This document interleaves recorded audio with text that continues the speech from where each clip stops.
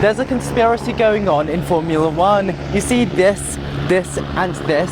Guess what? It's all Saudi Arabian propaganda. As of last year, Saudi Arabia has given F1 over $1.5 billion to basically plaster Aramco, the state-owned oil company's logo, absolutely everywhere. So the question is, what's the desperation? What's the strategy? I mean, none of us are suddenly going to start asking our petrol browsers about Aramco petrol, are we? Davis, are you going to start buying Aramco petrol?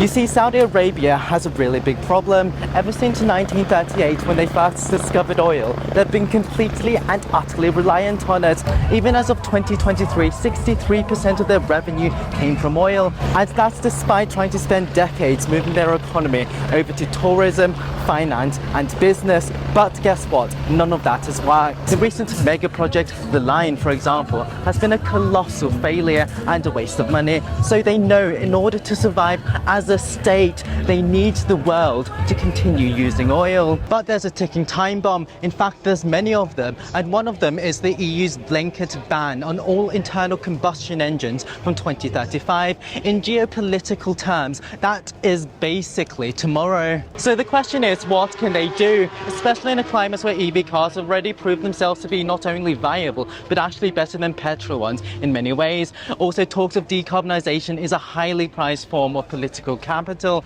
and there are also strict procedures to not allow, for example, Aramco Saudi officials to meet EU commissioners. Step 1 is to greenwash your image. Saudi Arabia, and by extension Aramco, has had a terrible reputation in terms of human rights atrocities, lack of equality of the sexes, and dirty oil. So instead of bringing attention to the dirty crude oil being extracted from the ground, you pump money into advertising your green intentions. I mean, look at the Aramco logo, it's green. And they also advertise green technology like mobile carbon capture, advanced synthetic fuels and hydrogen. Now everyone knows these technologies are unviable. For example, current best plan sees Aramco producing only 35 barrels of questionably green e-fuels a day. And that's compared to 9 million barrels of crude oil they produce every day. But ignore the latter, advertise the 35 barrels. And now you're starting to plant e-fuel seeds. You also need to fund money into studies about the unviability of EV cars,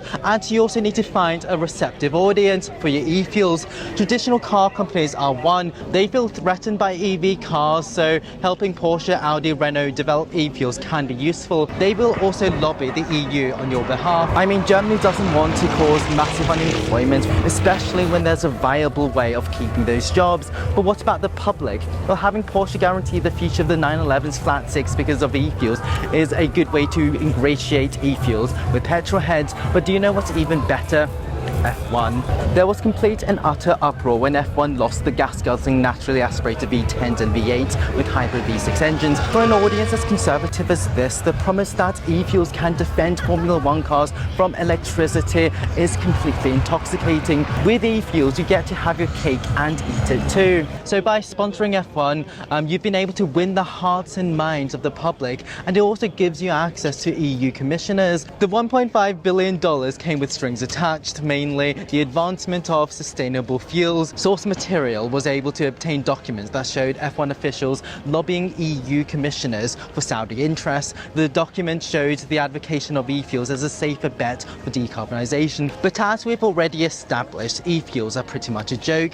Alex Keynes of Transport and Environment says fantasy fuels are a Trojan horse for continued fossil fuel use. But guess what? It's worked. The 2035 ban on internal combustion cars in Europe is reportedly going to be relaxed. This also allows the further development of internal combustion engines. This guarantees the future of Saudi fuel beyond 2035. And guess what? We're also all promoting Saudi Arabian talking points about the viability of e-fuels. And people like me do want it to succeed, even if we don't believe it can. And that's because we all love F1. We all love Porsche 911s. We all love the noise of naturally aspirated V8. And if we want to preserve them, then we must also advocate for Saudi Arabian geo-strategic interests. So to Saudi Arabia and Aramco, well played, I say.